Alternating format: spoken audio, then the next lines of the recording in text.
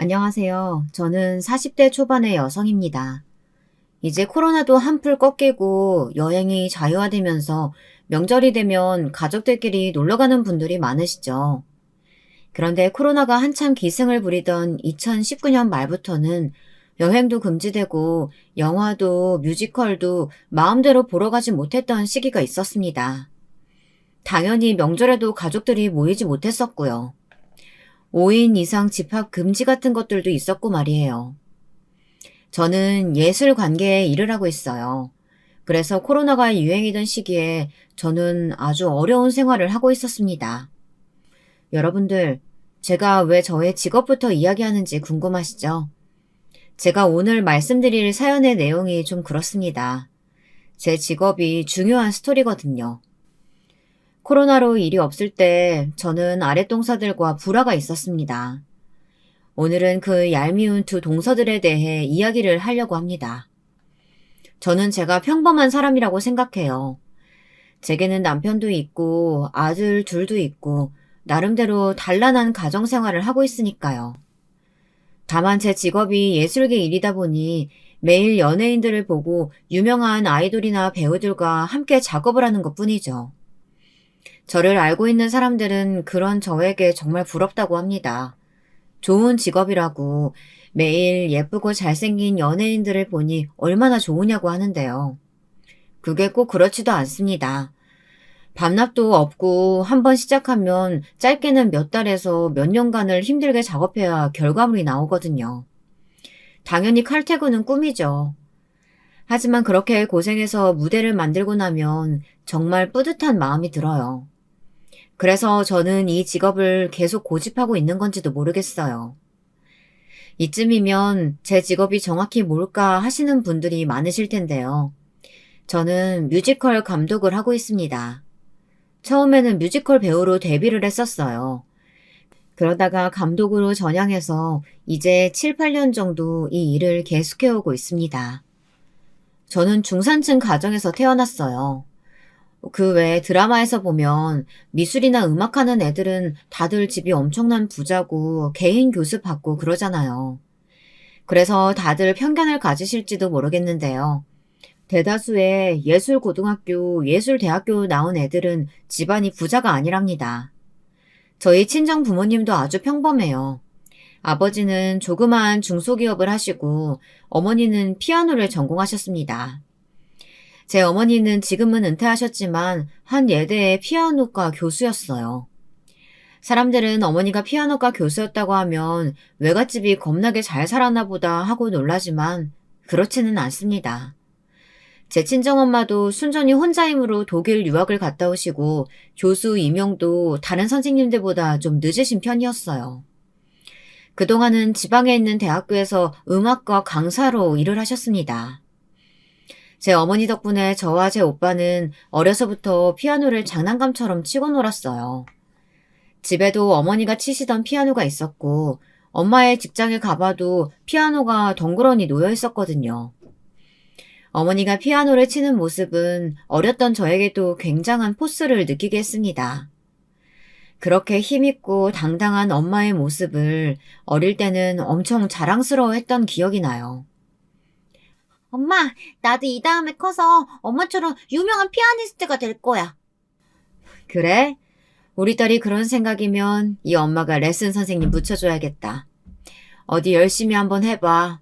대신 중간에 못하겠다고 포기하는 건 안 돼? 그런데 7살이 되어 피아노 학원에 다니게 되자 저는 피아노가 엄청 싫어졌습니다. 애들이 다들 그렇지 않나요? 너무 하고 싶다가도 엄마가 잔소리하면서 강권하면 갑자기 하기 싫어지는 거 있잖아요. 친정어머니는 어렸던 저에게 예고를 가라고 강요하듯 말씀하셨어요. 지금 생각하면 그것 또한 어머니의 욕심이셨던 것 같아요. 오빠는 피아노를 하도 치기 싫어하니까 바이올린을 가르쳤는데요. 나중에 오빠는 락 음악에 빠져서 중학교 때부터 일렉 기타를 배웠습니다. 그것 때문에 오빠는 어머니와 많이 대립했고 공부나 열심히 하라면서 어머니는 오빠를 포기하셨습니다. 오빠는 지금 치과 의사가 되어 있는데요. 아직도 밴드는 취미로 하고 있답니다. 하지만 저는 엄마와 약속한 것도 있고 오빠처럼 반항을 할 용기가 없었어요.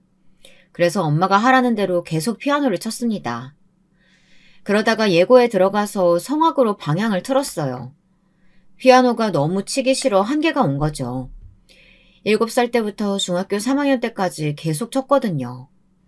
그런데 예고에 피아노과로 들어가기엔 제 기술적인 부분이 좀 부족하다는 것이었습니다. 어머니의 동창생이신 유명 대학 교수님이 말씀하신 거였으니 어머니도 인정할 수밖에 없었겠죠. 제2 애는 목소리가 예쁘니까 성악시켜보는 건 어때? 마침 고등학교 때부터 성악해도 유명한 음대 들어갈 수 있다는데. 내 제자가 성악가 교수야. 한번 소개시켜줄까? 그래? 이제까지 피아노 시킨 게 아까워서 피아니스트 좀 만들어 보려고 했는데. 네가 안 된다면 그게 맞는 거겠지. 그럴 바엔 얼른 방향 돌리는 것도 나쁘지는 않겠다. 제 의견은 하나도 없이 그렇게 제 진로는 정해지고 말았습니다. 저는 어릴 때부터 음악만 생각하고 그쪽으로만 진로를 결정해버렸기에 다른데 한눈을 팔 시간이 없었어요. 하지만 도서관에서 희곡을 읽을 때마다 저는 이런 글을 쓰고 싶다는 열망이 생겼습니다. 고등학교 때도 국어 시간을 제일 좋아했고요. 음악을 하는 시간 외에는 도서관에서 희곡을 읽었어요. 영화도 많이 봤고 감명 깊게 본 드라마 대본집도 사모으는 그런 고등학교 생활을 했습니다. 아마 그래서 제가 오늘날 뮤지컬 무대 연출가가 될 수 있었던 것 같습니다. 그렇게 예술고에서 성악을 전공한 저는 일찍 한국예술종합학교에 들어갔어요. 성악과에 100% 실기점수로 들어갔어요. 공부를 못한 건 아니었지만 음악과 선생님께서 저는 실기로만 대학 입시를 보는 게 훨씬 유리하다고 하셨습니다. 덕분에 다른 애들 열심히 수능 공부할 때 저는 이미 입학이 정해져 실컷 놀러 다닐 수 있었죠. 그때 전 엄마와 고등학교 졸업 전 뉴욕에 간 적이 있었습니다. 처음 가보는 해외여행이었어요. 그런데 거기서 저는 인생 뮤지컬을 본 것이었어요. 그전엔 뮤지컬이라는 장르는 생각도 안 했죠. 제 어머니는 제가 오페라 프리마돈나가 되는 것이 소원이셨거든요. 조수미 같은 유명한 성악가를 목표로 하라고 하셨죠. 하지만 브로드웨이에서 뮤지컬 캐츠를 본 이후로 제 꿈은 뮤지컬 배우가 되는 것으로 바뀌었습니다. 예고에서 춤 동아리 활동을 했었고 저는 어릴 적부터 아이돌 댄스를 따라할 정도로 춤을 좋아하기도 했어요. 제 엄마는 제가 춤 동아리에 들었다는 것도 모르셨죠. 그저 얌전히 성악가를 목표로 하고 있는 줄 아셨던 거예요. 하지만 저는 한국예술종합학교에 들어간 후로 성악보다는 뮤지컬에 관심이 많다고 교수님에게 말씀드렸습니다. 교수님은 난처한 웃음을 지으시며 말씀하셨어요. 신자희, 너 그거 책임질 수 있는 말이야? 네 엄마는 네가 성악가 될 거라고 알고 계시는데 너 혼자서 뮤지컬 배우 되겠다고 한다니. 그건 네 시간도 너무 아깝고 너무 손실이잖아. 교수님, 제가 성악을 안 하겠다는 게 아니에요. 하지만 성악가보다는 제 꿈이 뮤지컬 배우가 되어버리는걸요. 저도 이제 하고 싶은 거 안 하면 나중에 어머니 원망할 것 같아요. 그러니 성악 수업도 듣고 부전공으로 뮤지컬도 하게 해주세요. 네? 제발요. 제 말을 들으신 교수님은 저보고 곰 같다고 말씀하셨습니다. 그냥 전과를 하지 그러냐고. 그러면 두 과목을 다 같이 듣는 고난의 길은 가지 않아도 될 것 아니겠냐고요. 하지만 저는 성악이 뮤지컬 배우가 되는데 꼭 도움이 되는 길이라고 생각했습니다. 그래서 일단 성악과 수업과 뮤지컬 연습을 병행하게 되었습니다. 남들이 대학 생활을 만끽할 때 저는 놀 시간도 없었지만 그때부터 제 꿈을 위해 그 정도는 희생할 수 있다고 생각했어요. 그렇게 저는 대학교에 다니는 동안 아주 바쁘게 지냈습니다. 틈날 때마다 뮤지컬 배우 오디션도 보았고요. 그러다가 4학년 1학기에 지킬 박사와 하이드라는 뮤지컬에서 단역을 맡게 되었습니다. 그때서야 저는 부모님께 학교 졸업하고 뮤지컬 배우가 되겠다고 말했죠. 그랬더니 어머니는 제 꿈이 너무 허황된 것 아니냐며 싫어하셨어요. 제 어머니도 욕심이 굉장히 많으신 분이거든요. 뭐? 뮤지컬 배우를 하겠다고? 그런 말은 한 번도 한 적 없었잖아. 그냥 성악가 나와서 오페라 프리마돈나 하라고 엄마가 그렇게 말했는데 갑자기 뮤지컬 배우라니. 그런 건 이 엄마가 허락 못한다. 엄마, 나 뮤지컬 배우가 꿈이었어요. 그때 뉴욕에서 캐치 본 이후로 제 진로는 이미 그쪽으로 정했어요. 말씀 안 드렸지만 저 유명한 뮤지컬에 단역으로 합류하게 되었어요. 그러니까 저 막을 생각하지 마세요. 제 인생이잖아요. 엄마는 배신감에 화를 내셨지만 자식 이기는 부모는 없다잖아요. 그동안 엄마가 원하는 길을 걸어왔다면 이제는 제가 원하는 일들을 하고 싶었습니다. 그래서 저는 어머니의 반대를 무릅쓰고 뮤지컬 극단에 들어갔습니다. 성악과와 뮤지컬은 장르가 다르다 보니 아무래도 처음에는 발성이나 몸짓, 연기력 같은 것이 신경 쓰였습니다. 하지만 그 당시 제 연기를 본 감독님은 제가 장래성이 있다고 판단하셨나 봐요. 그 다음 뮤지컬에도 저를 캐스팅해 주셨거든요. 그것도 무려 주연의 언더스터디로 말입니다. 주연 배우가 무슨 일로 공연을 못할 때 대신 주연을 맡는 걸 언더스터디라고 합니다. 그렇게 저는 더블 캐스팅이 되고 정말 제 꿈이었던 뮤지컬 캐츠에도 주연을 맡아 연기할 수 있었습니다. 그때가 제가 26이었으니 다른 사람들에 비해 정말 짧은 시간 내에 주연 자리를 얻어낸 셈이었습니다. 캐치에서 주연으로 연기를 할 때는 정말 힘든 줄도 모르고 에너지가 넘쳤습니다. 게다가 젊었으니까요. 극단에서 다 같이 모여 연습하고 연습이 끝나면 감독님이 밥도 사주시고 술도 사주시고 그런 가족 같은 분위기가 너무 좋았어요. 그래서 힘든 줄도 모르고 열심히 살았던 것 같습니다. 그런데 30살이 지나고 나니 슬슬 주연 자리에서 멀어져 가더군요.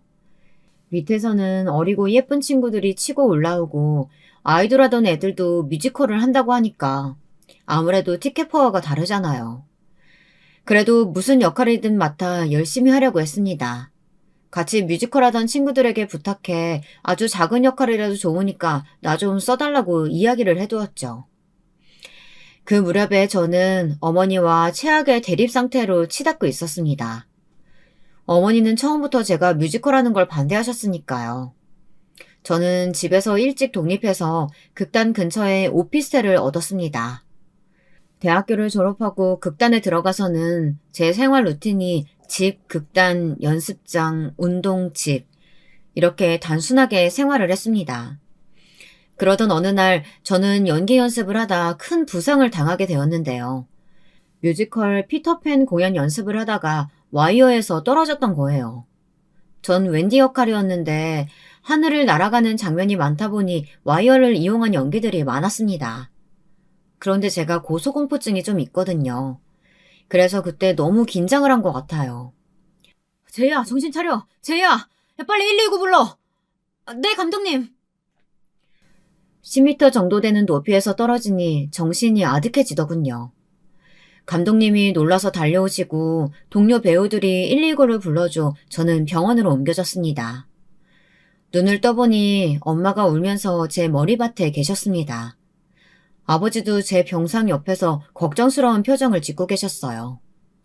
오른쪽 어깨가 골절되고 발목에도 철심을 박아야 할 만큼 뼈가 부서졌다고 하더군요. 머리부터 떨어지지 않은 것이 그나마 다행이라고 엄마는 저에게 말씀하셨습니다. 저는 힘없는 목소리로 엄마에게 괜찮다고 했습니다. 엄마, 저 괜찮아요. 저 때문에 놀라셨죠? 놀랐지, 그럼. 그러게 왜 이렇게 힘든 길을 가려고 해. 성악가 되었으면 이렇게 다칠 일 없었잖아. 지금은 얼른 회복하는 데만 신경 써. 아버지도 나도 얼마나 놀랐는지 아니?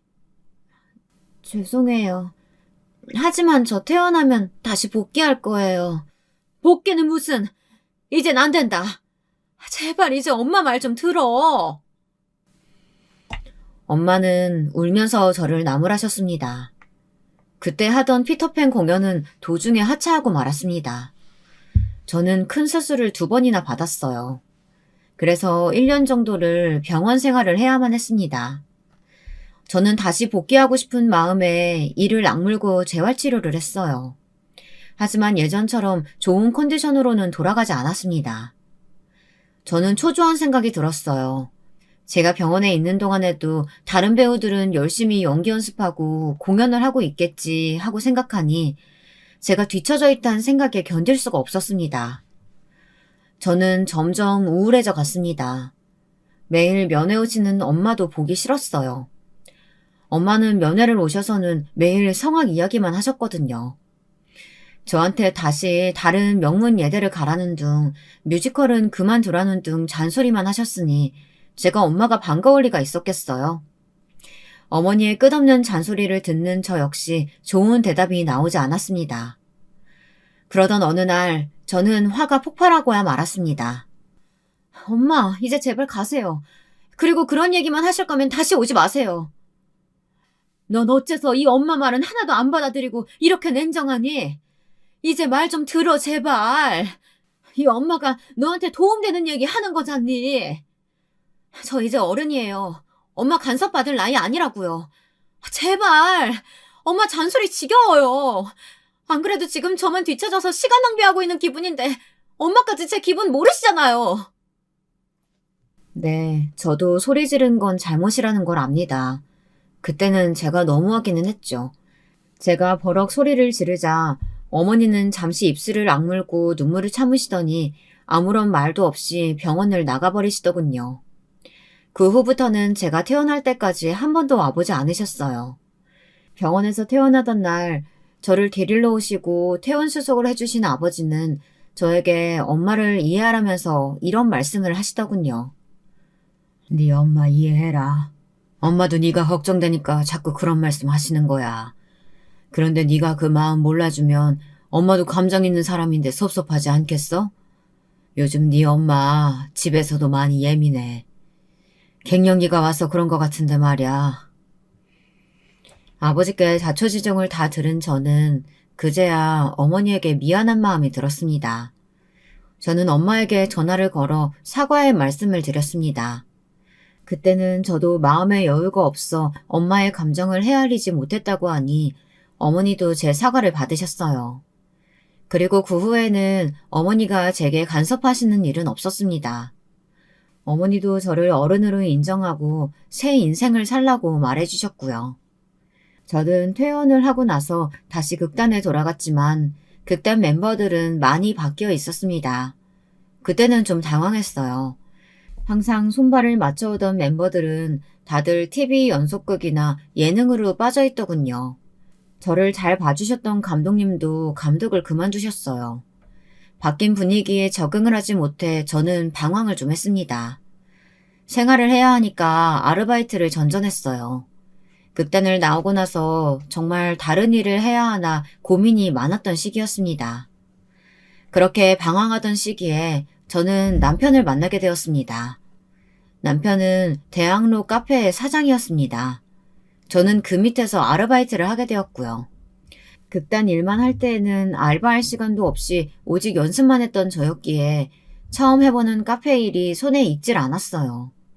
게다가 나이가 30이나 되었으니 남편으로선 저를 고용하는 것이 모험이나 다를 바가 없었을 거예요.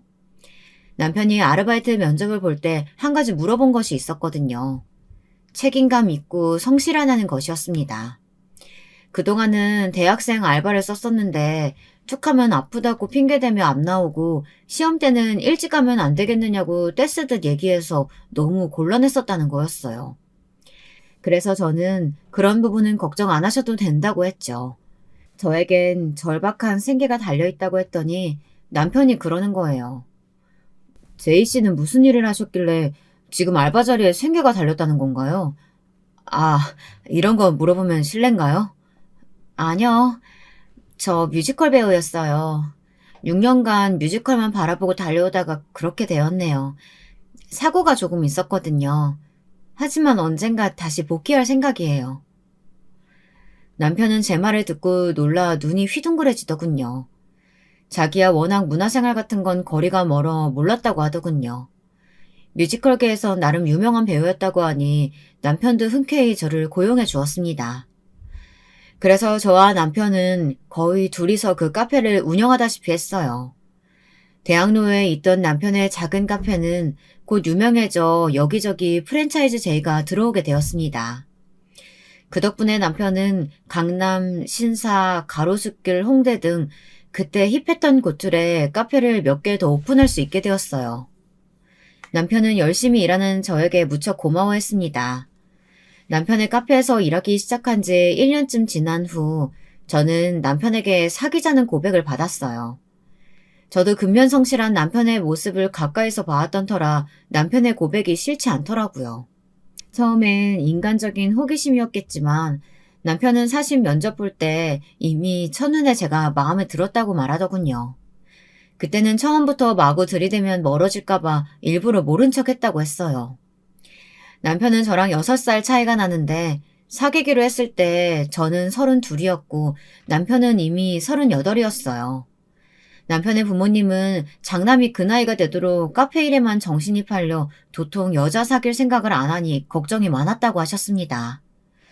그래서 저는 남편의 부모님께 쉽게 결혼 허락을 받을 수 있었어요. 남편에게는 두 남동생이 있었습니다.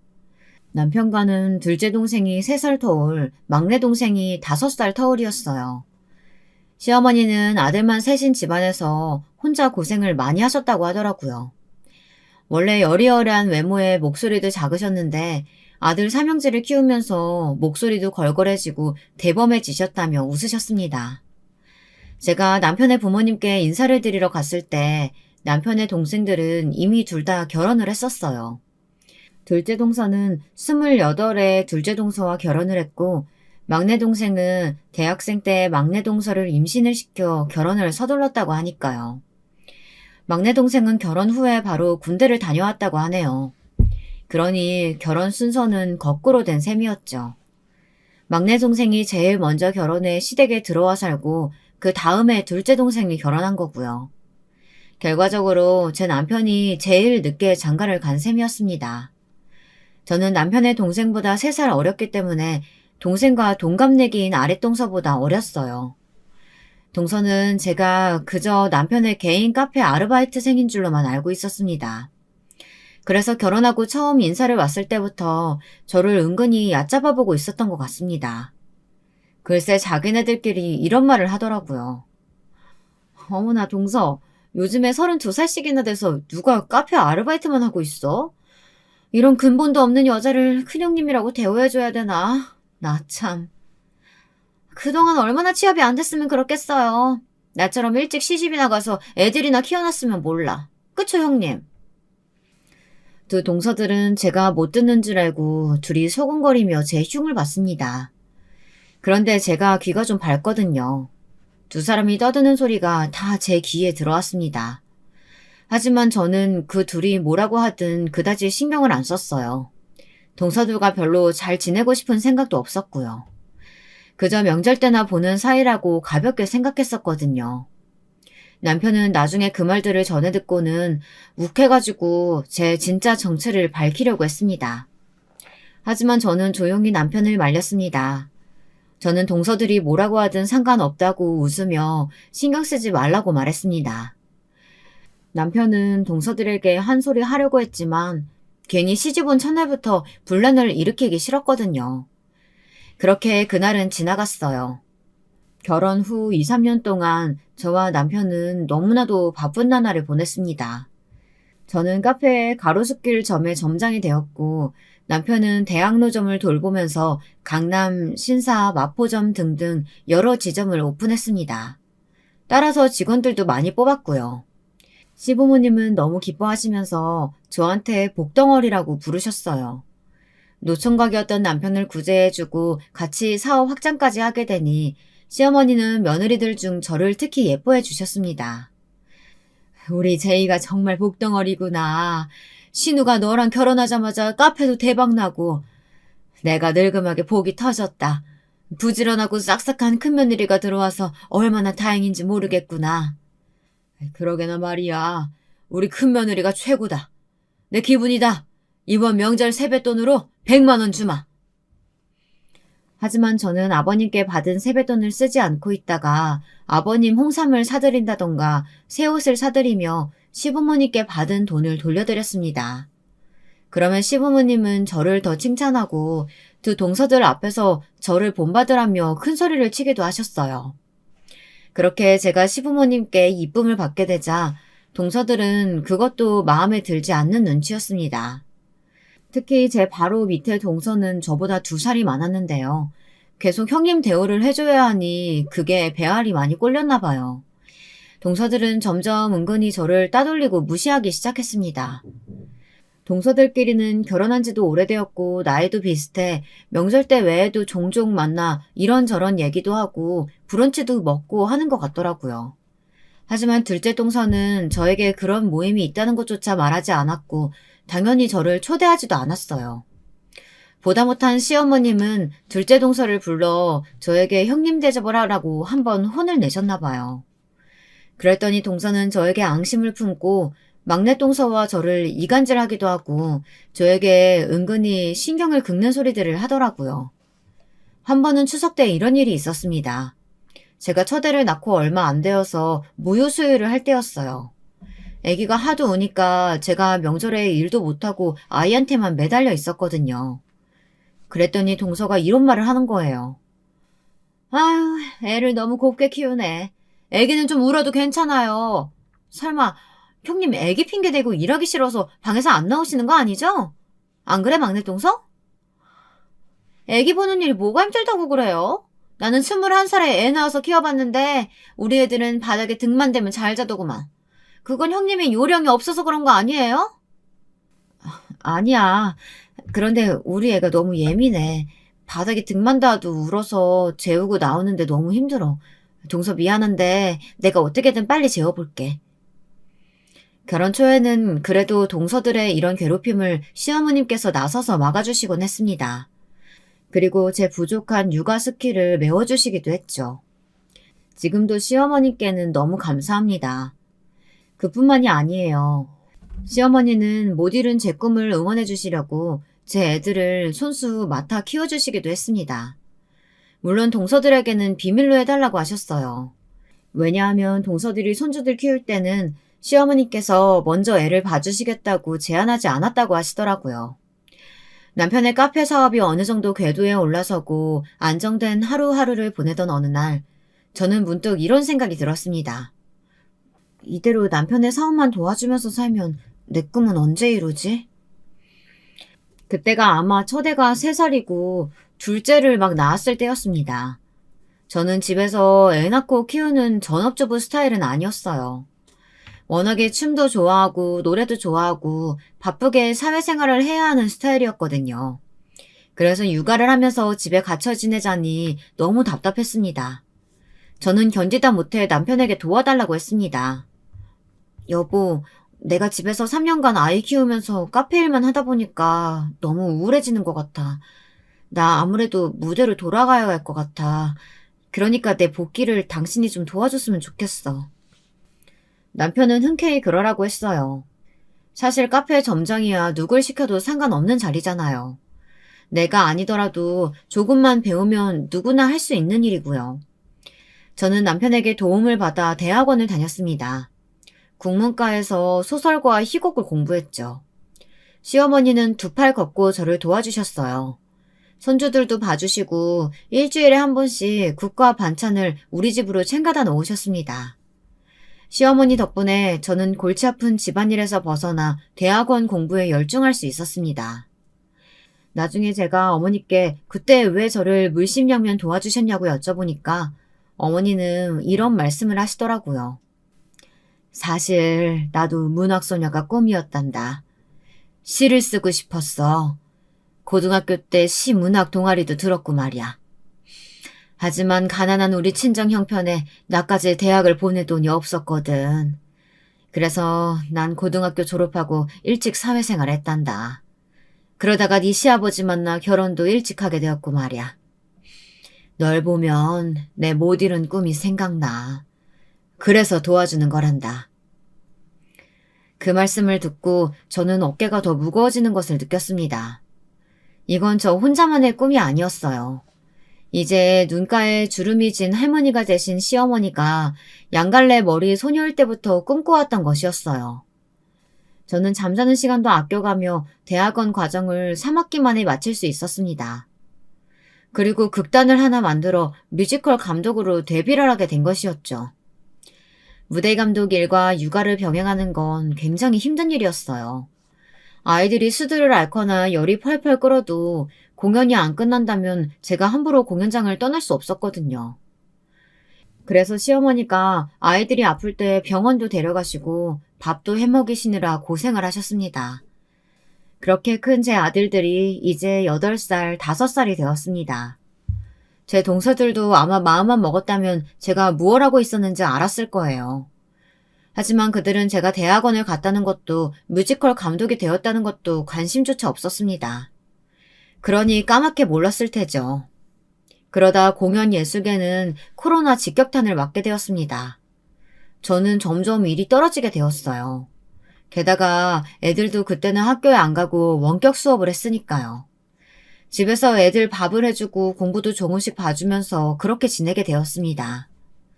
둘째 동서는 약국을 했고 셋째 동서는 시댁에서 분가해 전업주부로 지내고 있었거든요. 그 두 사람은 코로나가 한창 유행을 할 때에도 둘이서 스파를 간다, 백화점을 간다 하면서 주말마다 어디 나가기 바빴습니다. 저는 혹시 밖에 나갔다가 코로나에 걸리면 안 되니까 집에 있었죠. 제 극단의 단원들에게도 철저하게 개인 위생에 신경 쓰고 코로나 걸리지 않도록 조심하라고 당부했어요. 왜냐하면 언제든지 다시 공연을 하게 될 수도 있었거든요. 코로나가 얼른 잦아들어서 집합 규제가 풀어지면 뮤지컬 공연을 하고 싶었어요. 그런데 한두 달 가면 되겠지 하고 쉽게 생각했던 건 오산이었습니다. 2년이 넘어가고 3년째 코로나는 종식이 되지 않고 있잖아요. 그저 집합 금지만 완화된 상태인 거죠. 그러던 재작년에 제 뒷목을 잡게 하는 사건이 일어났습니다. 그때는 아마 추석 때였을 거예요. 이제 어느 정도 규제가 완화되어서 시아버님은 아들 삼형제와 그 가족들을 모두 집으로 부르셨습니다. 2년 동안 얼굴도 뜨문뜨문 보고 한나절도 안 있어 코로나 걸릴까 다들 집에 가느라 바빴거든요. 이제 가족들 명절에 모여도 된다니까 다들 우리 집으로 오너라. 오랜만에 시끌벅적하게 보내보자. 애들도 다 데리고 와.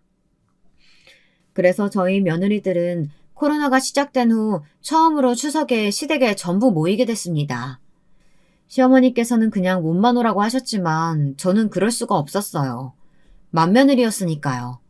그래서 일 때문에 바빴지만 갈비도 좀 재고 잡채도 만들어 갔습니다.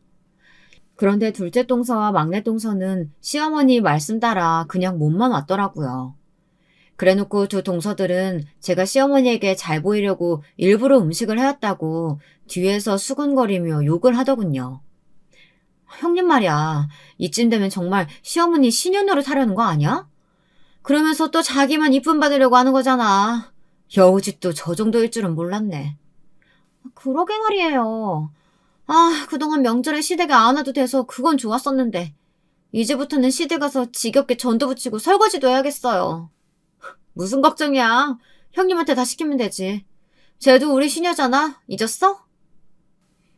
그러면서 두 동서는 제 등 뒤에서 칼을 꽂고 있었던 거였습니다. 지금 생각하니 정말 얄미운 것들이에요. 그때는 저도 계속 참지 않으리라 생각했죠. 시댁 모임이 끝나기 전에 한번 두 사람을 불러 따질 건 따져야겠다고 다짐했어요. 하지만 오랜만에 식구들이 다 모였으니 그럴 시간 여유가 없었습니다.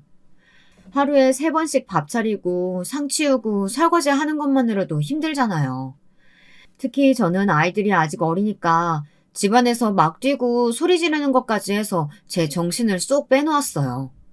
제가 이리저리 치이고 동서들과 애들한테 시달리는 것이 눈에 보이자 시어머니는 특단의 조치를 내리셨습니다.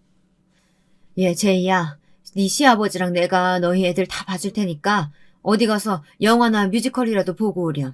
아무래도 안 되겠어. 시는 네가 네 와이프랑 동서들 다 데리고 저기 잠시 롯데라도 다녀와. 두 동서들은 이 말을 듣자 얼굴이 환해지며 갑자기 환호성을 지르더라고요. 둘이 서로 마주보면서 깨악깨악 박수를 치면서 소리를 지르는 것이 난리도 아니었어요. 그 꼬르지를 본 저는 동서들이 사춘기 중학생인 줄 알았네요. 아주머님, 그럼 저희 롯데시어터 가요. 거기서 지금 지킬 박사와 하이드 뮤지컬 공연하고 있거든요. 저 그거 너무너무 보고 싶었어요. 거기로 데려가 주세요. 어머, 형님도 그래요? 저도요. 거기 제 최애 아이돌 나오거든요. 오늘 마침 그 아이돌 주연으로 공연하는 날이에요. 너무 좋다. 어떡해? 어머, 근데 첫째 형님도 같이 가시게요? 형님이 뮤지컬이 뭔지 아시기는 해요? 저는 둘째 동서의 얄미운 말을 듣고 코웃음을 쳤습니다.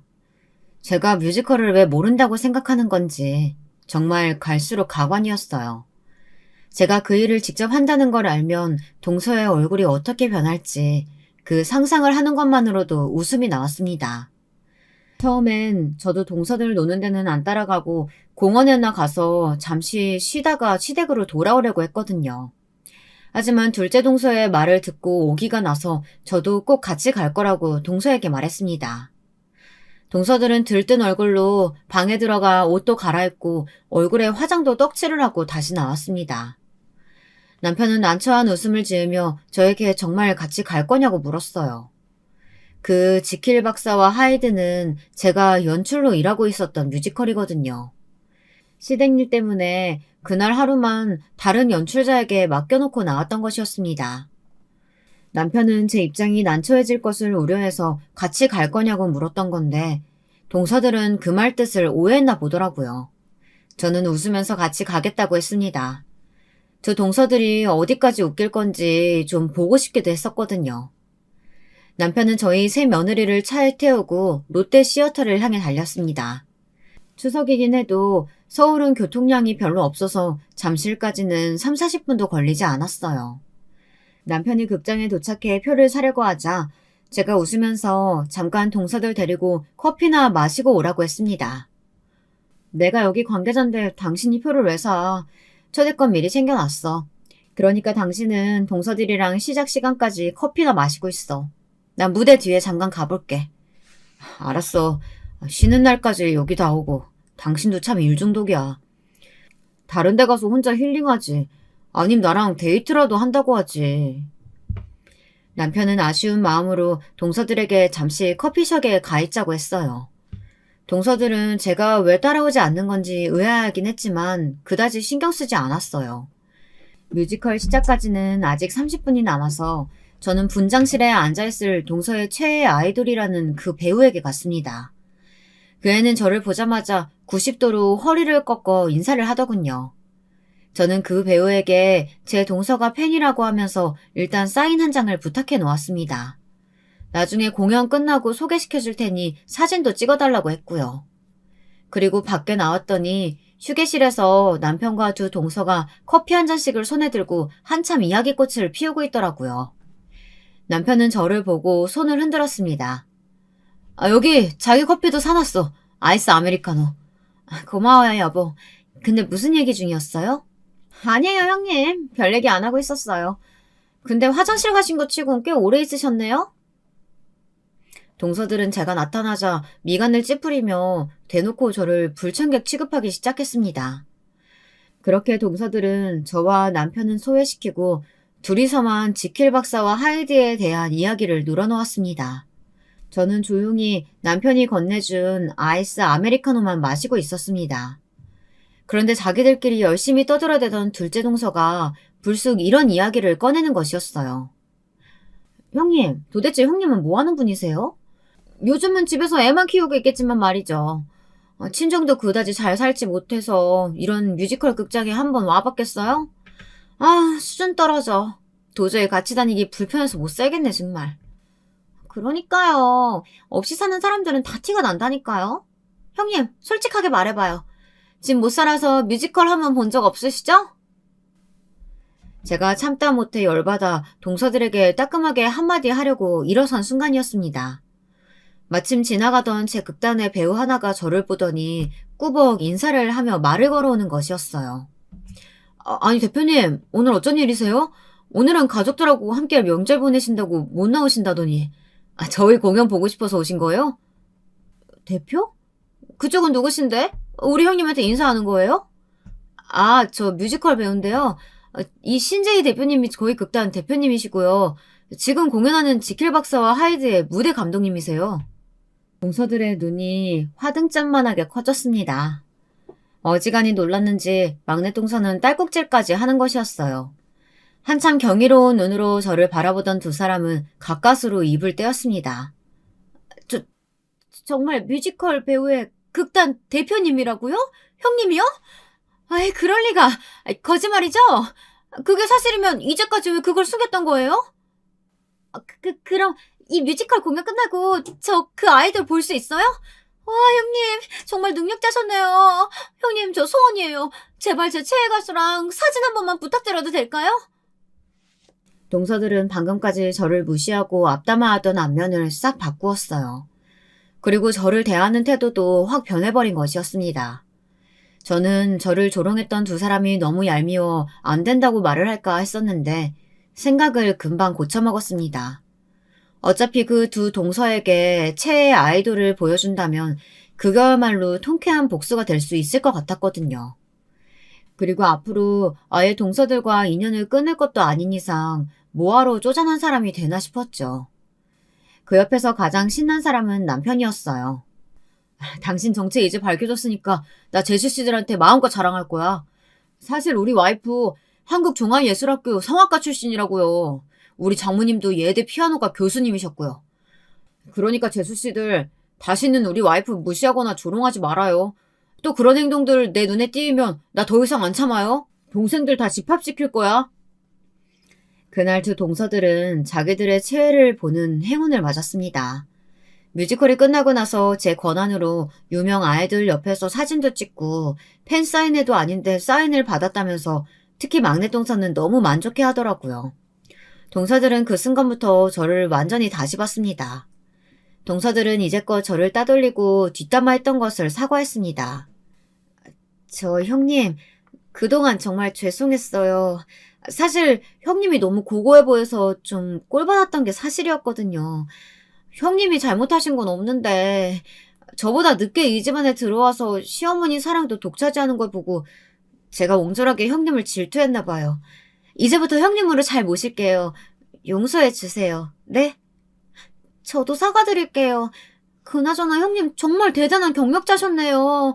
성악과 졸업해서 뮤지컬 배우도 되시고 지금은 극단 대표의 뮤지컬 감독에 형님 너무너무 멋지신 것 같아요. 저 혹시 이 뮤지컬 연습할 때 구경 좀 와도 될까요? 사실 나도 그동안 동서들하고 잘 어울리려고 해봤는데 쉽지가 않았어. 나이는 어리지만 내가 형님이니까 동서들을 넓은 마음으로 품었어야 하는데 나도 사람인지라 서운한 점이 많았어. 앞으로는 며느리들 다 같이 똘똘 뭉쳐서 재미있는 일들 해보자. 기회되면 브로드웨이 뮤지컬도 보러 가보고. 저의 제안에 동서들은 손뼉을 치며 좋아했습니다. 저만 시간 내면 당장 다음 달에라도 가능하다면서 둘째 동서는 특히 적극적이었어요.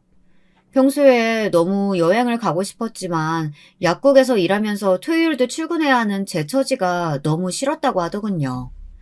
그래서 저는 일할 때는 반납도 없고 주말도 없다고 했더니 동서는 저보다 더한 사람이 있다면서 한숨을 푹 쉬는 거였습니다. 저는 그런 동서에게 진심으로 충고해 주었어요. 누구한테나 가장 힘들었던 순간은 있어. 나는 공연 연습하다가 천장에서 떨어져서 큰 부상도 입었고 1년간이나 병원에서 재활치료 받았는걸. 그러니까 동서도 긍정적으로 생각해. 아직은 몸이 튼튼하잖아. 안 그래? 동서들은 지나온 제 이야기를 듣더니 아련한 눈으로 고개를 끄덕였어요. 저는 공연이 끝나고 동서들과 시댁 근처의 치킨집에서 맥주를 한 잔씩 하면서 그날 밤에 그들과 완전히 화해를 했습니다. 그래서 지금 저와 동서들은 어떻게 지내고 있냐고요? 지금은 한 달에 한 번씩 꼭 모여 국내 여행도 다니고요. 겨울에는 스키도 타러 다닌답니다. 아직 브로드웨이까지 가지는 못했지만 내년쯤에는 저도 치프 감독님에게 공연 맡기고 일주일 정도 쉬면서 동서들과 뉴욕에 다시 가볼 생각을 갖고 있어요. 나이 더 먹고 다리 힘이 없어지기 전에 부지런히 여행 다니자고 동서들과 약속했거든요. 내년에 뉴욕에 갈 땐 제 친정어머니와 시어머니도 같이 모시고 갈 계획을 가지고 있습니다. 친정어머니와 시어머니는 명절 때마다 한 번씩 회동을 하셔 제가 그때 연출하고 있는 뮤지컬을 보러 오신답니다. 이제는 친정엄마도 제가 좋아하는 일을 하고 사는 것이 너무 잘 됐다고 생각하신답니다. 예전에 그렇게 뮤지컬 일 반대했던 어머니가 많이 변하셨죠. 저는 그것이 가장 감사하고 기쁜 일이 되었어요. 어머니는 지금도 저에게 말씀하십니다. 너는 정말 결혼 안 하는 잘한 것 같아. 저런 좋으신 시어른 만나는 건 세상에서 몇 안 되는 복이야. 아직도 너를 이뻐해 주시고 그 도와주시는 시부모님들한테 잘해. 알았지? 그래요. 저도 시부모님들께 너무 감사한 마음 가지고 있어요. 그리고 전 저를 키워주신 어머니 아버지께도 감사해요. 엄마, 오래오래 사셔야 돼요. 그리고 내년엔 우리 여자들끼리 뉴욕 여행 가요. 꼭 제가 추진해 볼게요. 저도 잘 알고 있습니다. 제가 남편복도 시댁복도 있는 행복한 여자인 것을요. 그러니 제가 할 일은 큰며느리로서 동서들과 원만하게 잘 지내며 집안 대소자에도 신경 쓰고 살아가는 것일 테죠. 여러분, 오늘 제 이야기 어떠셨나요? 저는 진심을 가지고 대하면 돌같이 굳은 마음도 돌릴 수 있다는 것을 결혼 생활을 통해서 알게 되었습니다. 처음엔 동서들이 저를 시기하고 질투했지만 이제는 제대로 형님 대접도 하고요. 이제 시댁 일의 모든 것을 새 며느리들이 모여서 의논한답니다. 그렇게 되기까지 결혼하고 거의 10년이란 세월이 지났네요. 저도 진작에 동서들과 화해할 생각을 못했던 것을 지금은 후회합니다. 그래도 이제라도 잘 해결되어 다행이라고 생각해요. 여러분들도 혹시 시댁에서 나를 미워하는 사람이 있다면 그 사람과 안 보면서 지낼 생각은 하지 마시고 어떻게든 그 사람을 내 편으로 만들어 보시길 권합니다. 똑똑 떨어지는 한 방울의 물이 바위를 뚫는다고 하죠. 포기하지 않고 계속 노력하다 보면 언젠가 그 사람도 내 쪽으로 마음을 돌려주게 되지 않겠습니까?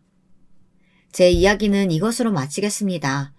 긴 글 읽어주셔서 감사하고요. 즐거운 명절 연휴 보내셨길 바랍니다. 여러분들 가정에 행복만 가득하시길 바랍니다. 안녕하세요. 저는 이제 나이 30 후반에 접어든 여자예요. 유튜브로 다른 사람 이야기만 듣다 제 이야기를 하게 될 날이 올 줄은 몰랐는데요. 그럼에도 불구하고 여러분들에게 수다 떠는 느낌으로 한번 이야기해볼까 하고 주말에 커피 한 잔 올려놓고 컴퓨터 앞에 앉았네요. 딸이라 생각하시며 이야기 들어주신다면 감사하겠습니다. 돌이켜보면 불우하다면 불우한 어린 시절을 보냈던 것 같아요. 엄마와 아빠는 매번 일하시느라 바쁘셨고 동생들은 줄줄이 2명이 달려 있었는데 매일 배고프다고 징징거리고 일을 모두 책임지고 해결해야 하는 건 장녀인 저였으니까요. 왜 그런 말도 있잖아요. 장녀 콤플렉스라고. 한국에서 장녀로 살아가면서 특별히 더 주어지는 무게감과 책임감 이런 것들을 느끼고 살아가는 사람들이 있다는 거 들어보셨나요? 그게 바로 저였습니다. 저는 어린 동생 2명의 똥기저귀를 갈아주고 씻기고 밥 먹이며 제 어린 시절을 보냈습니다. 저도 어린아이인데 왜 놀고 싶지 안 놀고 싶었겠어요. 하지만 엄마도 아빠도 우리 민정이가 있어서 다행이야. 안 그랬으면 엄마 아빠 둘 다 무지 힘들었을 텐데 하고 말씀하시는 바람에 어린 저는 어쩔 수가 없었습니다. 저 좋다고 제 할 일을 내팽개쳤다간 동생들도 제대로 보살핌을 받지 못할 거고 그렇게 되면 아마도 엄마가 동생들을 돌보느라 일자리를 포기하셔야 할 테니까요. 이미 좋지 않은 저희 집 경제 상황 누구보다 제가 빤히 다 아는데 어떻게 그럴 수 있었겠어요? 그래서 저는 친구들이 민정아, 오늘 우리 주연이 집에서 놀기로 했는데 같이 안 갈래? 주연이 엄마가 맛있는 거 만들어주신대. 하고 말하면 나는 집에 동생들 보러 가야 해서 하며 매일 자리를 피하곤 했어요. 근데 그런 일이 반복되니 언젠가부터 친구들도 저를 찾지 않더라고요. 그게 어렸을 땐 무척이나 서러웠습니다. 아무도 나를 찾아주지 않는다는 것, 친구 없는 아이가 되어버린 것 같은 느낌에 매일 밤마다 베개를 눈물로 적시곤 했죠. 허나 좋지 않은 집안 형편에 동생들을 케어하는 환경에도 불구하고 저는 공부를 꽤 열심히 했습니다. 잘 모르겠지만 공부를 하면 제 주변의 환경을 잊을 수 있었고 거기에만 몰입할 수가 있었는데 그 느낌이 참 좋았거든요. 어린 저에겐 공부가 탈출구인 셈이었죠. 또 공부를 하면 선생님의 칭찬이나 동네 어른들의 칭찬도 쉽게 받을 수 있었으니 그건 역시 저에게는 좋은 일이었고요. 다만 제가 아무리 100점을 받아와도 관심을 가져주는 건 선생님이나 주변 어른뿐 부모님은 아니었습니다. 제가 100점을 맞고 신이 난 기분으로 집에 돌아와 시험지를 보여주며 엄마, 나 이거 봐. 우리 반에서 내가 1등이야. 아, 그래? 근데 민정아, 엄마 조금 피곤해서 내일 말하자꾸나. 알겠어요, 엄마. 물론 그 시절 부모님이 저희를 먹이고 살리느라 빠듯하셨던 거 저도 이해합니다. 근데 삶에 너무 지쳐 늘 피로하신 부모님의 모습은 아이가 받아야 할 충분한 애정을 제공해주지 못했죠. 그러다 보니 사춘기 시절이 오자 갑자기 저도 몰랐던 반항심이 막 솟구치더라고요.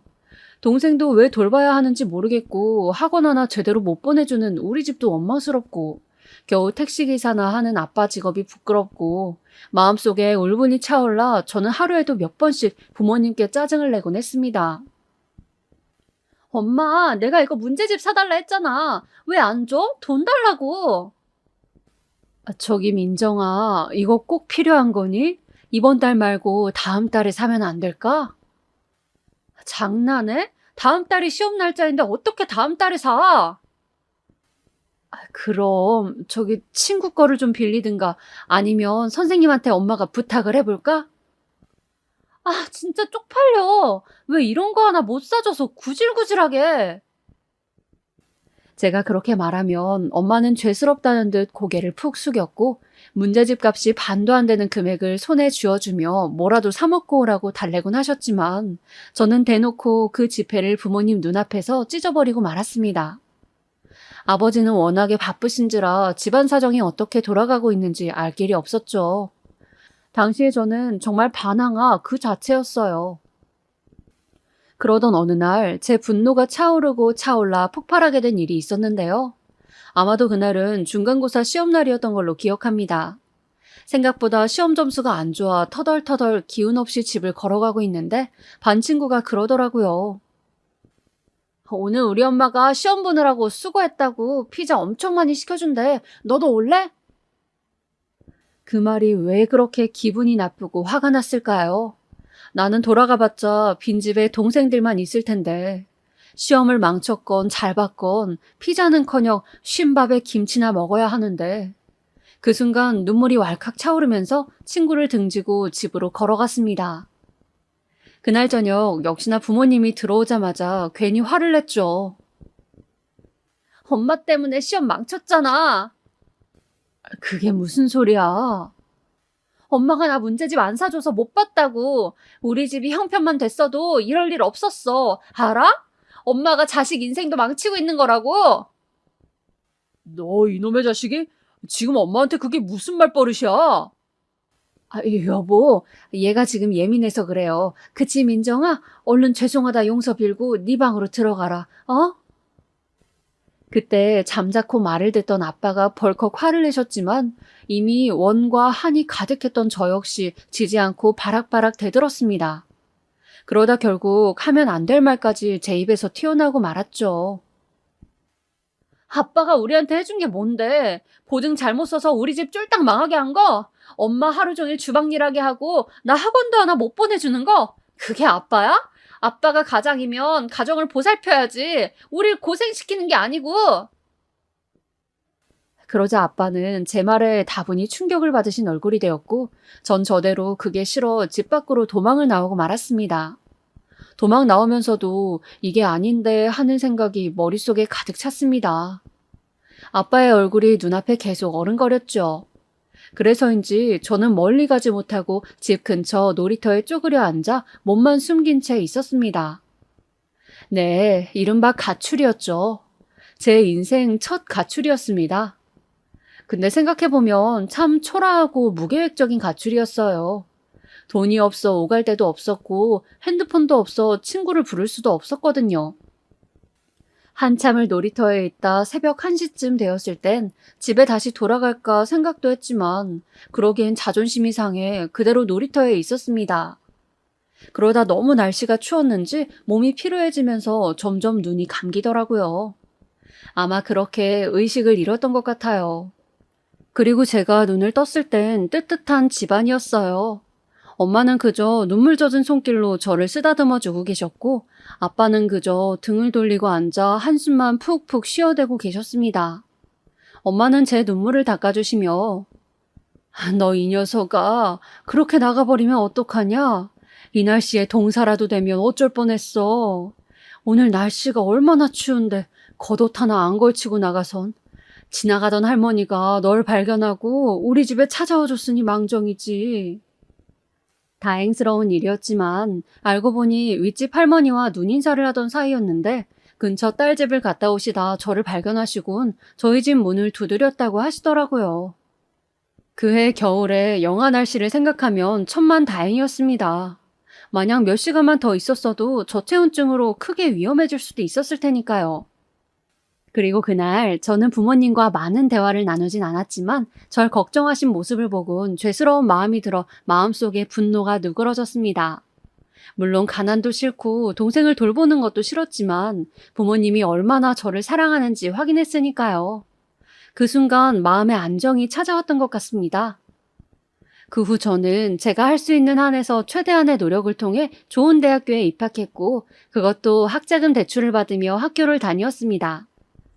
학교를 그만두고 생활비를 버느라 중간중간 아르바이트를 해야 하긴 했지만 그럼에도 불평불만하지 않았습니다. 이미 그런 원망의 덩어리들은 학창시절 마음에서 해소한 지 오래였고 집안의 가난은 분명 불행한 일이긴 하지만 저란 사람은 그걸 극복할 수 없을 만큼 나약한 사람이 아니었으니까요. 그래서 환경을 탓하기보단 주어진 것에 만족하고 최선을 다해 나가기로 굳게 다짐했습니다. 매일 컵라면에 폐기된 편의점 삼각김밥으로 음식을 때우고 쾌쾌한 고시원에 살더라도 언젠간 제게도 빚볼 날이 있을 거라고 생각했죠. 그러면서 4년을 버틴 결과 저는 어느 기업에 취직을 했습니다. 중소기업이긴 했지만 생활비 때문에 하루빨리 일자리를 구해야 하던 때라 합격의 순간은 말도 못하게 기뻤습니다. 특히 저만큼이나, 아니 저보다 기뻐해 주셨던 건 부모님이셨어요. 당시 허리가 아파 식당 일을 그만두신 어머닌 바로 서울로 올라오셔선 우리 딸 장하다며 고기를 사주셨고 바리바리 만들어 놓은 음식까지 냉장고에 한가득 채워놓고 가셨습니다. 고마워 엄마. 고맙기는 등록금도 그렇고 엄마 아빠가 제대로 도와주지 못해서 늘 미안한 마음뿐인데 엄마 아빠한텐 우리 민정이가 최고의 딸이야. 알지? 당연히 알지. 안부차 전화로도 제게 사랑한다거나 우리 이쁜 딸이라는 그런 말씀을 종종 하시곤 했는데 그날은 엄마의 말 한마디에 그간의 고생이 떠올라 품에 안겨 엉엉 울었던 날이었네요. 동생들도 제 입사 소식을 무척 좋아하며 이제 누나가 취직했으니 우리도 얼른 대학 졸업해서 집안의 보탬이 되겠다고 그런 기특한 말까지 해주었고요. 회사에 입사하고 난 후에는 제 능력을 증명할 기회가 꽤 많이 찾아왔습니다. 제 실력보다 운 좋게 들어온 곳이라 생각했기에 작은 일도 놓치지 않고 기회라 생각하면서 최선을 다해 임했죠. 그래서인지 갓 들어온 지 얼마 안 된 신입이 능력 좋고 똑똑하단 소리가 대표님 귀에까지 들어가게 되었습니다. 그리고 어느 날 저는 대표님과 단둘이 식사 자리까지 갖게 되었죠. 민정 씨가 일 잘한다는 소문이 내 귀에까지 들리더라고. 아닙니다. 그저 맡은 일만 열심히 했을 뿐인데 다들 칭찬해 주시니 몸둘 바를 모르겠네요. 앞으로도 우리 회사를 위해 지금처럼만 해줘요. 그렇게만 해준다면 민정 씨 승진은 내가 보장할 테니까 그런 의미에서 짜네요. 네, 감사합니다. 민정 씨랑 인연이 오래 이어졌으면 좋겠네요. 사람 인연이 참 신기해요. 대표님의 그 말은 현실이 되고 말았으니까요. 대표님이 바로 제 남자친구가 되었기 때문이죠. 그것도 생애 첫 남자친구 말입니다. 남자친구라고는 한 번 사귀어 본 적이 없었는데 대표님과 몇 번 자리하고 사적인 자리를 가지게 되면서 서로 호감이 있다는 걸 알게 되었습니다. 그리고 대표님의 빠른 고백으로 저는 사내 연애를 시작하게 되었죠. 솔직히 말하면 제가 이 사실을 이야기했을 때 친구들의 반응은 걱정 반, 축하 반이었어요. 회사 대표와 연애한다니 놀라면서도 사내 연애가 쉽지 않을 거라는 말이 많더라고요. 사람들에게 걸리면 안 되니 그런 불편함도 있을 테고 말이에요. 거기다 연인 사이면 헤어질 일도 있을 텐데 그렇게 되면 회사를 나가는 쪽은 제 쪽이 되지 않겠어요? 친구들의 그런 말을 들으니 그것도 일리가 있어 고개가 끄덕여졌죠. 하지만 대표님은 사귀면 사귈수록 그야말로 진국인 사람이었습니다. 오늘은 자기가 먹고 싶은 곳으로 가자. 저번에 나 먹고 싶은 데 갔잖아. 요즘 자기 야인 것 같아. 일이 많아서 그런가? 오늘 보양식 좀 먹여야겠어. 아니야, 나 괜찮다니까. 얼굴 살이 좀 빠져서 그래. 살 빠지면 안 되지. 지금도 말랐는데. 얼른 맛있고 건강한 거 먹으러 가자. 연인을 위한 사소한 배려도 몸에 배어있는 사람이고 마치 아빠처럼 잘 챙겨주는 사람이었어요. 사실 요즘은 연인 사이에서도 남자가 본인 여자친구에게 살 좀 빼라, 보기 흉하다, 다른 여자들 안 보이냐 이런 말들 많이 한다잖아요. 뭐 반대로 여자 쪽에서 그러기도 하고요. 본인들의 외적인 이상형에 연인을 맞추려고 하는 것들이죠. 그런데 이 사람은 사귀는 내내 보통 사람 평균 이상인 제 몸무게를 알고도 단 한 번도 그런 말을 한 적이 없었습니다. 오히려 살 빠지면 안 된다고 보양식을 챙겨주는 사람이었죠. 그런 면에서 무척 섬세하고 다정하다고 느꼈습니다. 거기다가 본받을 점도 많은 사람이었어요. 자기가 맡은 일에는 굉장히 책임감이 넘쳤고 또 무척 부지런했거든요.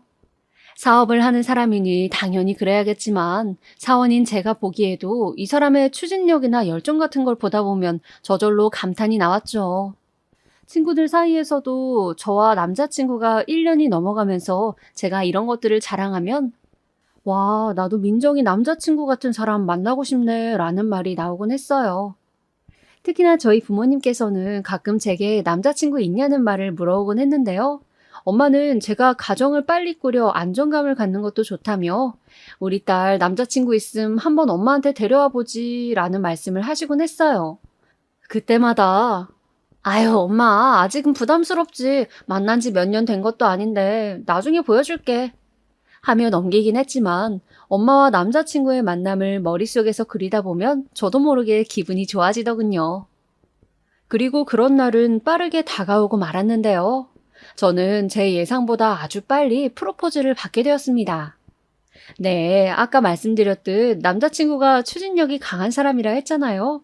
남자친구는 결혼 상대로서 저에 대한 확신이 이미 크다며 서로를 알아가는 연애보단 결혼이 하고 싶다고 하더라고요. 민정아, 다른 건 몰라도 내가 너 행복하게 해줄게. 난 우리가 서로한테 그럴 수 있을 거라 생각해.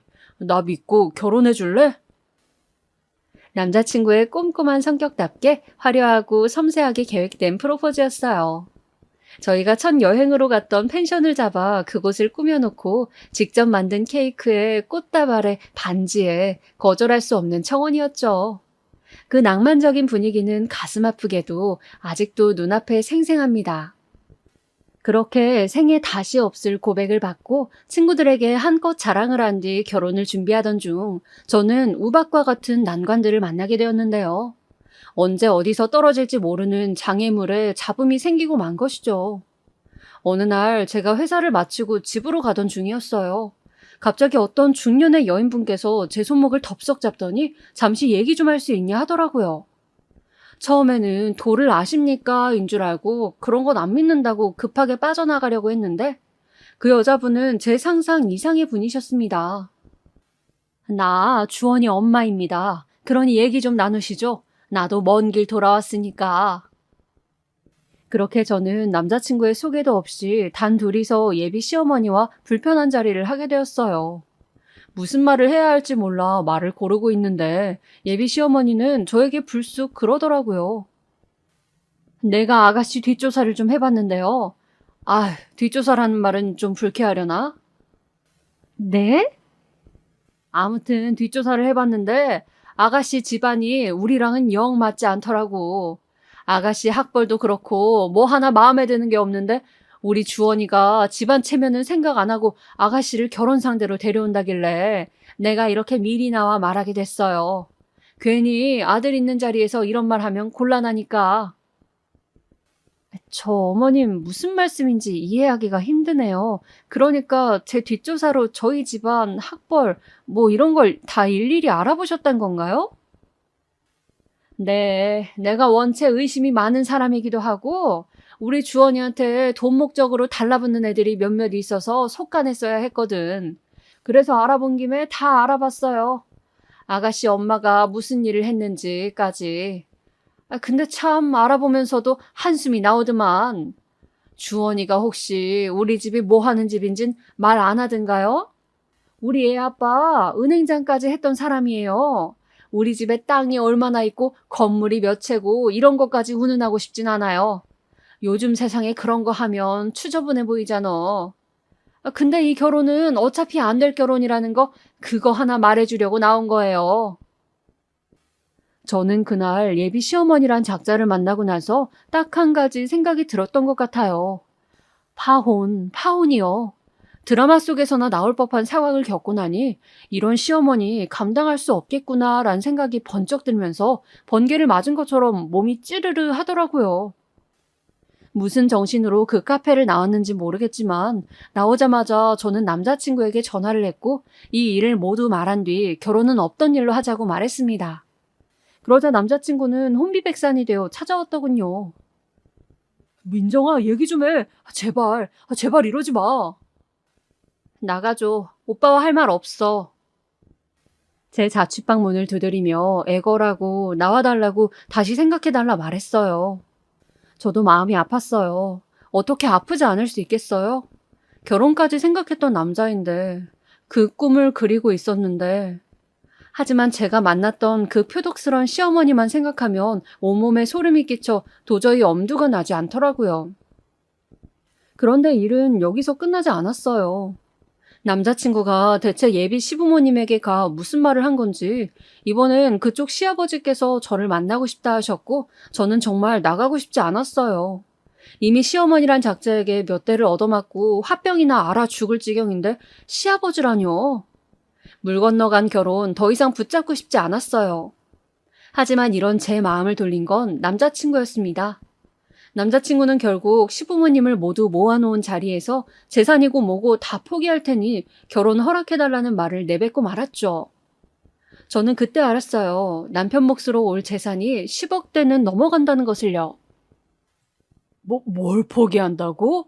너 지금 그 말에 책임질 수 있냐? 네, 책임질 수 있어요. 제 인생을 아직도 자기 것이라 생각하며 휘두르시는 부모님, 저도 더 이상 아들 노릇 못하겠습니다.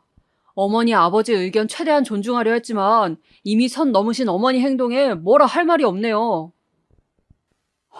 이런 기막힐 놈의 자식이 뭘 못해? 아들 노릇을? 네가 아들 노릇 못한다면 나도 부모 노릇 하기 싫다. 그리고 너 오늘 일 반드시 후회할 거다. 네 사업자금 대준 거 나야. 내가 시작하게 해준 거라고.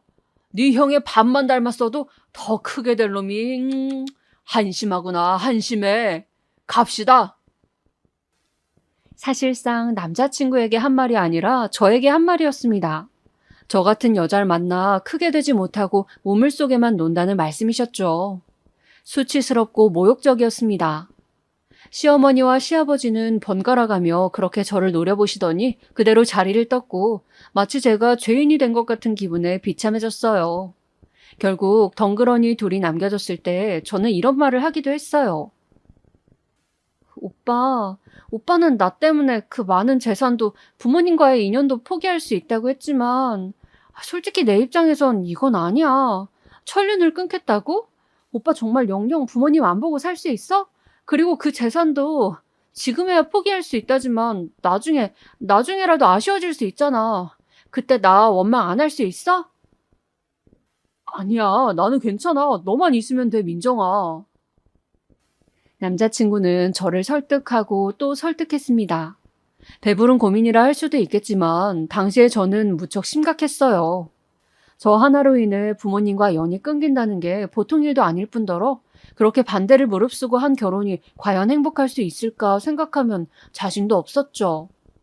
그런데 그때 저희에게 구원자 같은 사람이 나타났는데요. 바로 저의 예비 시누이였어요. 시누이는 남자친구보다 5살 많은 누나였는데 주로 외국에서 사업을 하던 터라 한국엔 잘 들어오진 못했어요. 대신 저랑 남자친구가 연애하고 있을 때 종종 비싼 선물을 보내주며 카톡으로 제 안부를 묻곤 했거든요. 그런데 이런 일이 있다는 걸 남편에게 듣고 나선 곧바로 불이 나게 귀국해 가족회의를 소집하셨다 합니다. 아니, 왜 아들 결혼에 엄마랑 아빠가 이렇게까지 하는 거예요? 그 아가씨, 나도 이야기 많이 들었어요. 인성도 바르고 착한 사람이던데, 그럼 됐지. 꼭 집안이니 조건이니, 요즘 같은 시대에 그런 것까지 따져야 돼요? 너는 모른다. 결혼도 안 한 네가 알 리가 없지. 우리한텐 그런 게 중요해. 나는 아들 결혼식에 돈 없는 사람들 왔다 갔다 하면서 뷔페랍시고 접시에 음식 가득 담는 꼴 못 본다. 나도 네 아빠랑 생각이 똑같아. 너야말로 왜 이런 일로 일 내팽개치고 귀국까지 해서 우리 속을 뒤집어? 시덥잖은 소리 말고 돌아가. 아, 엄마, 아빠, 제발 그런 옛날 생각 좀 버리세요. 주원이가 얼마나 급박했음 재산 포기하겠단 말까지 하겠어요. 막말로 자식 결혼이 엄마, 아빠 체면 세워주려고 하는 것도 아니잖아요. 엄마도 아빠도 자식한테 꼭 이런 모습 보여주셔야겠어요? 그래야 속이 편하세요? 아님 정말 주원이랑 연 끊고 사시게요. 한동안 이어지는 시누이의 잔소리에 시어머니도 시아버지도 말씀을 못하셨다 해요. 원래부터 시누이 성격이 무척 직설적이고 똑부러진 편이라 예비 시엄마도 시누이 앞에선 찍소리하지 못했다고 하더라고요. 심지어 시누이는 나중에 저와 남자친구까지 한자리에 앉혀놓고 시부모님을 혼내기까지 했어요. 거침없이 말하는 그 모습이 솔직히 대단하더라고요. 게다가 자신의 일도 아닌데 가족 일이라고 앞에 나서주니 저로선 뭐라 말해야 할지 모를 정도로 고마울 따름이었습니다. 고맙습니다. 오늘 저 대신 나서주셔서요. 고맙긴. 민정씨, 엄마 아빠 때문에 마음 많이 상했을 텐데 말이 거칠지 마음까지 그러신 분들은 아니니까 너무 상처받지 마요. 아마 오늘 제가 한 소리 했으니 곧 수그러 드실 거예요. 그리고 나는 민정씨 살아온 거 보니 대단하던데? 그 어린 나이에도 알바하면서 대학 다니고 생활비도 자기가 다 마련하고 그랬다면서요. 우리 집은 그런 거 일절 없었거든. 다 지원해줬으니 주원이나 나나 편하게 학교 다녔고 민정씨가 오히려 존경스러워요. 시누이는 이런 소리를 하며 제 기운을 북돋아줬어요. 덕분에 기분이 좋아진 저도 예비 시부모님과의 이 싸움 한번 해볼만 하겠다라는 의기양양한 마음까지 들었죠. 그리고 역시나 남자친구의 끈질긴 설득으로 시부모님은 결혼을 허락하셨습니다. 저희는 최대한 빨리 결혼을 준비했어요. 상견례부터 결혼식장, 웨딩사진, 웨딩드레스까지 예비 시부모님의 결정이 바뀌지 않을까 싶어 누가 쫓아올까 두려운 마음으로 조급한 마음으로 준비를 했던 것 같아요. 준비하면서도 마음이 계속 갈팡질팡 불안하긴 했어요. 결혼하고 나서 내가 이 시부모님을 보고 살 수 있을까?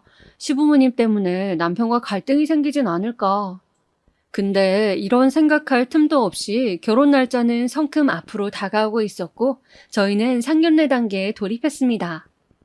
그렇게 저는 엄마 아빠를 모시고 상견례 장소로 향했습니다. 그렇게 예비 시부모님과 남자친구를 한참 기다리고 있는데 갑자기 남자친구에게서 연락이 왔습니다. 저기 있잖아. 우리 엄마 아빠가 우리가 고른 상견례 장소가 마음에 안 든다고 다른 곳으로 고르셨대. 수준에 맞는 좋은 곳으로 다시 고르셨대. 이리로 와야 할 것 같아. 남자친구의 목소리는 저에 대한 미안함으로 기어들어가고 있었죠. 그럼 진작 말씀을 해주시지. 미리 기다리고 있는 사람들은 어쩌라고 이제와 말씀을 해주시는 걸까요? 화가 너무 났지만 이제와 상견례를 물을 수도 없어 최대한 티내지 않고 부모님께 말씀드렸어요. 저 엄마 아빠 우리 다른 곳으로 가야 할 것 같아. 시부모님이 다른 곳으로 착각하셔서 거기에 가 있으시다네. 아유 그러니? 그래 어쩔 수 없지. 그럼 거기로 얼른 가자꾸나. 엄마와 아빠에겐 그런 해선 안 될 거짓말까지 해가며 내비게이션에 알려준 도로명 주소를 향했습니다. 그런데 그때까지만 해도 모르고 있었어요. 그곳이 어디인지 말이죠.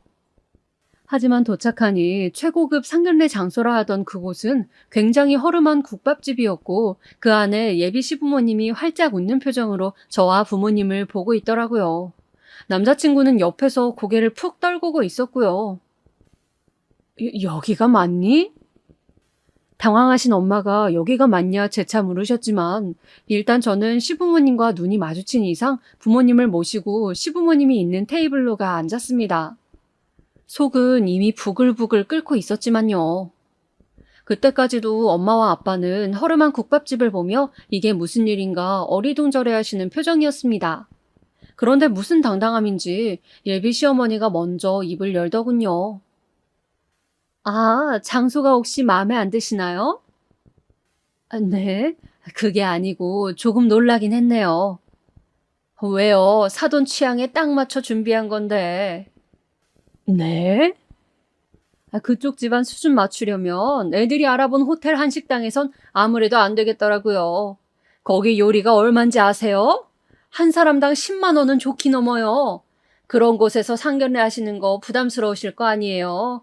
평생 한 번도 안 가보셨을 텐데. 그래서 여기로 했어요. 평소 많이 가보신 곳에서 상견례 해야 긴장도 덜 되고 국밥도 좋아하실 것 같아서요. 아, 뭐라고요? 지금 저희 집을 비꼬시는 건가요? 어쩐지 제 딸 목소리가 이상하다 싶었더니 이런 일이 있었군요. 아니, 뭘 그렇게 억울해하세요? 이런 반응이시니 제가 더 당황스럽네요. 식당에서 일하셨다면서요. 식당 일하는 사람을 사돈으로 맞을 거라고 저희는 생각이나 했겠습니까? 저희도 기가 막혔습니다.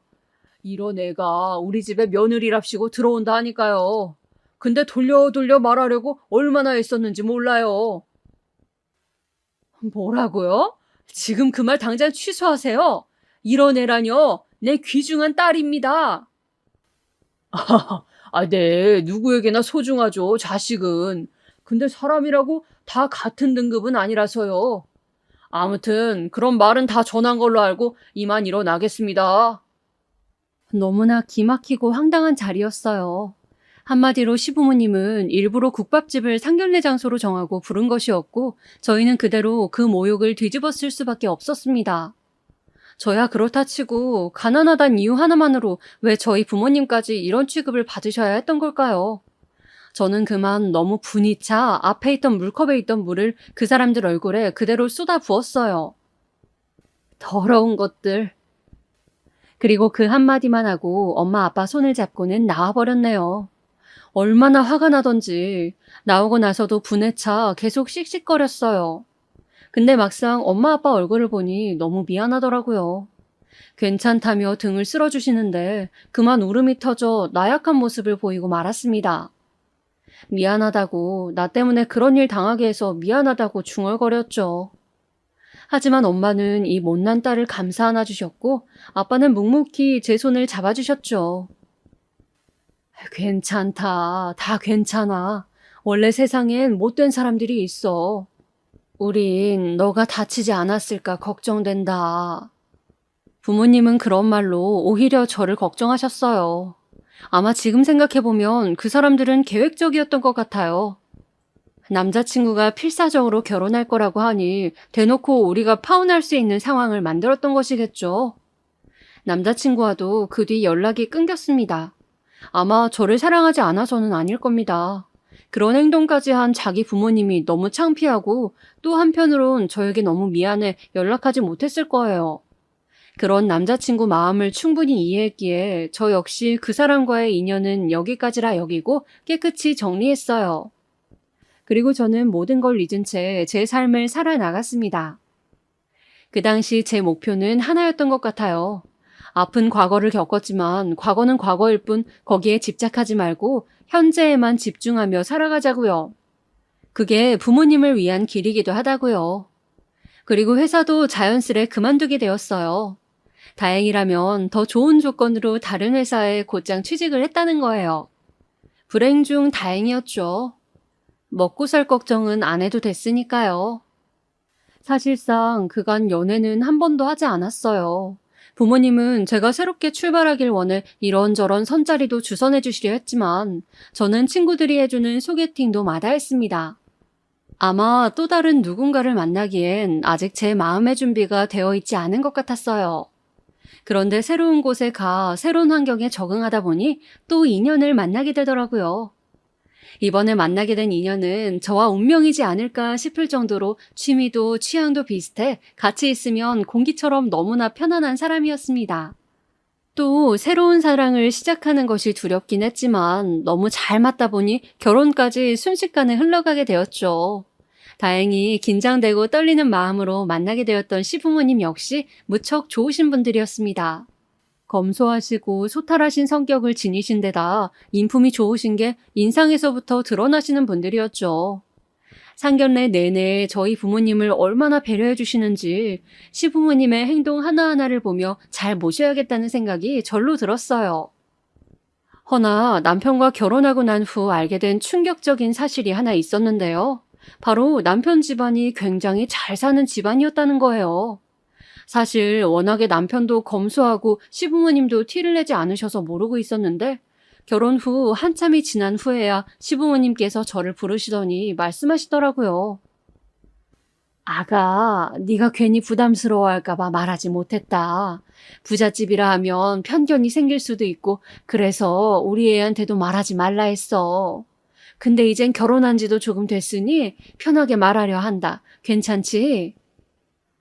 아, 네, 어머님, 편하게 말씀하세요. 그러시면서 시부모님은 많은 유산을 받았다고 말씀을 하시더라고요.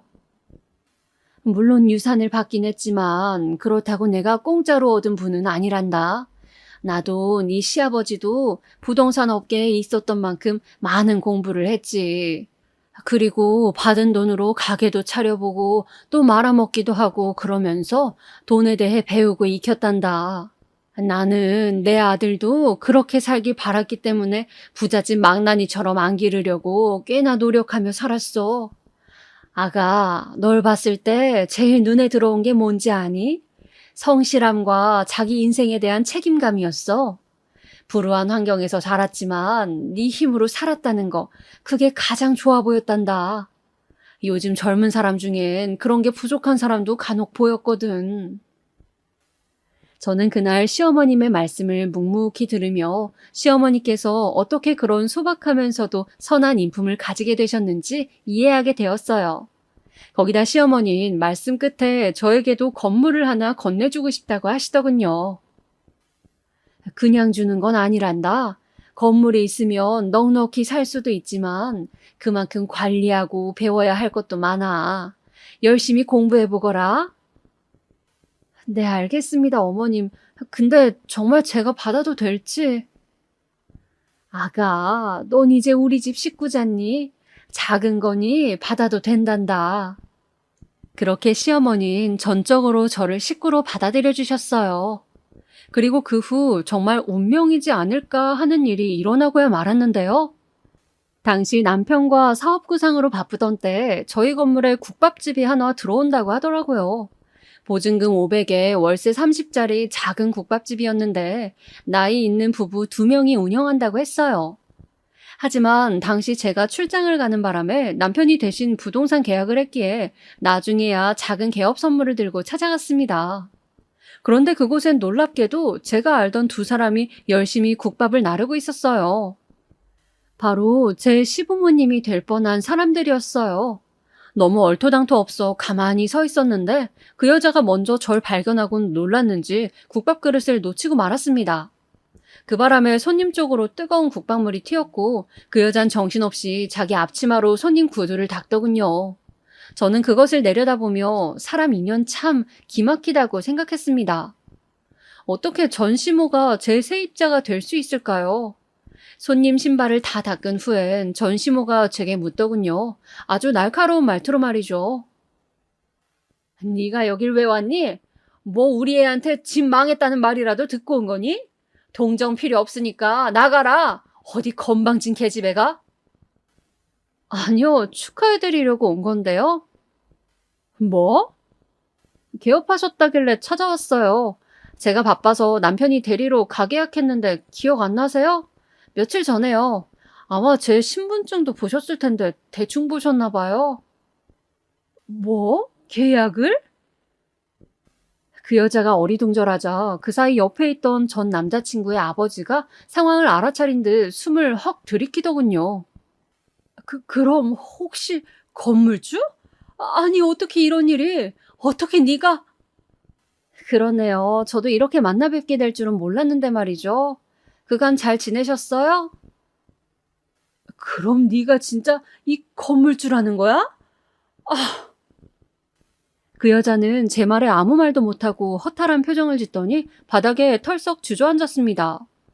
그리곤 얼마 있다 신세 한탄을 하더라고요. 사업 실패하고 투자 망해 이 꼴이 된 것도 서러운데 어떻게 이런 일까지 벌어지냐면서 말이죠. 아마 저도 그 여자도, 아니 그 누구도 이렇게 우리가 다시 만나게 될 거라고는 생각하지 못했을 겁니다. 그러니 상견례 장소를 국밥집으로 잡을 수 있었겠죠. 이미 비참한 꼴 다 본 저로선 더 볼 필요도 없을 것 같아 이 말만 해드렸습니다.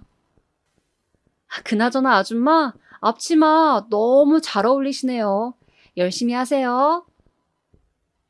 그리고 저는 밖으로 나와 상쾌한 공기를 마음껏 들이마셨어요. 오래된 상처 하나가 쓰리게 저를 훑고 지나갔는데 이젠 정말 과거이구나 싶더군요. 그러면서 웃음도 나오고 눈물도 고이는데 기분이 정말이지 개운했습니다. 그 후 저는 둘 다 국밥집을 관두고 나갈 줄 알았지만 투자한 돈이 있어 그런지 울며 겨자 먹기식으로 나가지 못하고 세입자인 채로 살더라고요. 종종 국밥집 앞을 지나갈 때마다 그 여잔 흠칫흠칫 놀라곤 하고요. 도둑이 제발 저리는 꼴이죠. 지금의 저는 남편과 딸아이 하나를 두고 평범하게 잘 살고 있답니다. 물론 건물이 있어 경제적으로 여유가 있으니 삶이 편안한 것도 좋지만 그것보단 친정 부모님 잘 챙겨주는 남편 덕에 너무 행복한 일상을 보내고 있어요. 아마도 그간의 고생은 이 나날을 위해 만들어진 게 아닐까 하는 생각이 들 정도로 말이죠. 또 어린 시절 가난하고 불우했지만 제 힘으로 뭐든 견디고 이겨내려 했던 저이기에 여기에 만족하지 않고 남편과 시작한 사업을 한번 잘 마무리해보려 해요. 현명하신 시부모님의 가르침이 항상 옆에 있으니 걱정은 안 해도 될 것 같습니다. 지금까지 이야기 들어주셔서 감사하고 항상 평안한 삶 되시길 기원합니다. 사랑합니다. 내 가족들.